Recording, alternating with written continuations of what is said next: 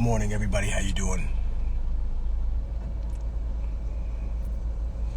I'll wait for us to get the Spartan 300 in here. That's usually what we end up with, about 300 people. If it's a special day and I've been on the news or some shit happened, then I'll get like maybe, 800 people or something like that. 1,000 people. But we'll start with the Spartan 300 this morning. Good morning to everybody watching. As you all can see, I'm in the car today, getting ready to do the Rebel Army runs. I am going to go pick up about a half ton of food and supplies. I got to load it in this car and then another car that we have coming with us. Good morning, everybody. I see everybody waving. Hello, everybody. And then I got to drive to the Bronx. We have an action tomorrow in Washington Heights. I definitely wanted to talk about things that I've seen happening in the news. What concerns me is Colombia and the kind of misunderstanding that some people have. So the right-wing president, Álvaro Uribe, the ex-president, ushered in this neoliberal guy who's here. And this is not anything except brutal government repression. And I think that people forget that in America, sure, we have police brutality, but when you go to other countries, you see a different type of police brutality. Like, yeah, it's horrible here in America, but if you were to see it in Brazil or South America, it's insane. And what I saw in Colombia was just people getting shot from helicopters, an incredibly violent thing. And you notice something else. I notice a big disparity. The United States is not calling for regime change in Colombia like it was with Venezuela. And it also came out today that the U.S. Congress itself determined that the United States and its sanctions and its secret dealings, backdoor dealings, is what caused Venezuela's economic collapse. But are you ready to have that conversation, that it's not just about evil leftist philosophy, but that it's about corporatism?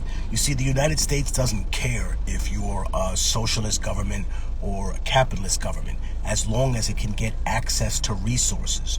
When are you going to understand that? It's not about whether something is capitalist or communist. It's about, do they give us access to the resources cheap? The barons of all these resources, those individuals. Do you understand? So before you go out there and say, oh, this is what's going on, you have to understand that much. They want access to those resources. So the United States lost access to the resources under Hugo Chavez. The prices went up.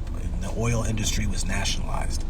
It's not about the freedom of the people. Do you understand? They don't care if Colombia has quote-unquote freedom or Venezuela or Cuba has freedom. Do we have access to the market?